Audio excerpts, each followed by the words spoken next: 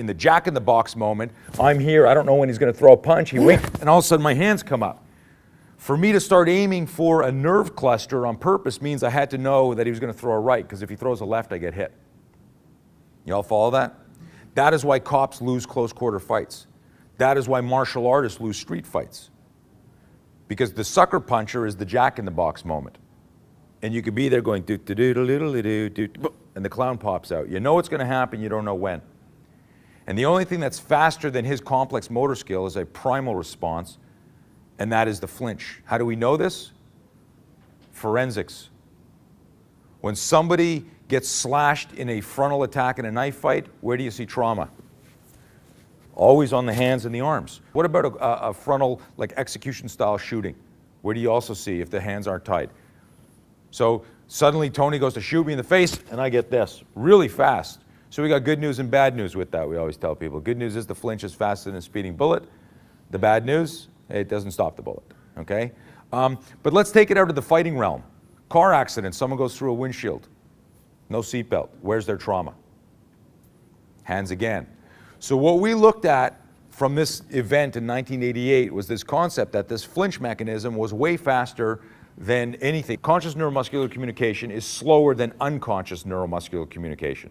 What that means is this, that if Tony does a slow haymaker and I got to go, oh, that's a right-hand haymaker, I'm going to do a rising block with my left hand, because if I do a rising, do it again, if I do a rising block with my right hand, that'll be the wrong.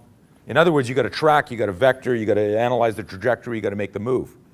But what is my margin for error if I'm intercepting a complex motor skill with another complex motor skill? Zero. Because if I'm early, it looks like this, and I go, I was faster than you, but I get hit, right? If I'm late, it looks like this, shit. And if I have perfect timing, it looks like this. So in a complex motor skill, I need to have exact timing. On a primal gross motor skill, I don't need exact timing. In other words, Tony throws his haymaker, I pick it up late, and I just cover, it bounces off my hands, just like a windshield, just like the first strike of a knife in a surprise attack. Is that cool?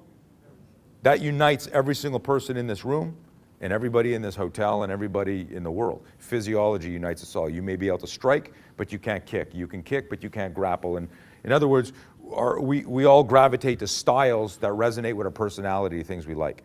But at the end of the day, your opponent dictates the fight and how you must fight. And the most dangerous fight is what? The ambush.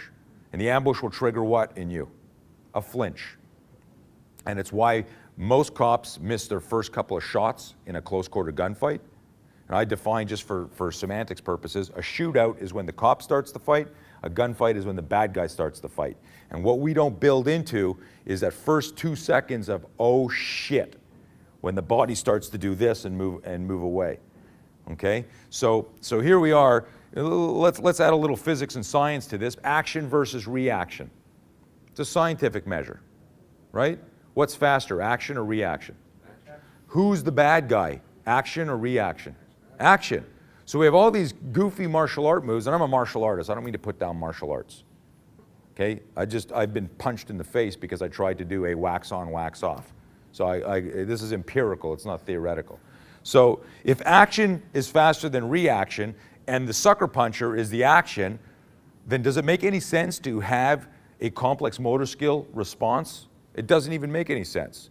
So what we know from forensic studies and studies of startle flinch is that the flinch is triggered, and listen to this, by visual, tactile, and auditory cues.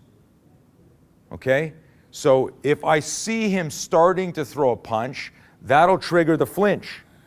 But that won't trigger my block because of the way we practice blocking and countering, gun, knife stuff, and so on and so forth. When you practice in your martial arts school, in your boxing gym, in your academy, what stance, when you're practicing defense against a right hand to the face, what stance are you in? But the point I'm making here is this, is when we learn how to punch and counter, aren't we in fighting stances? Well, what this does is this negates the development, the true development of pre-contact cue awareness. How ridiculous would this be? Here's the suspect, he gets out of his car and he's in a boxing stance, and I walk up and I go, well, what do we got here? Sir, you're under arrest, you know? You would never do that, right?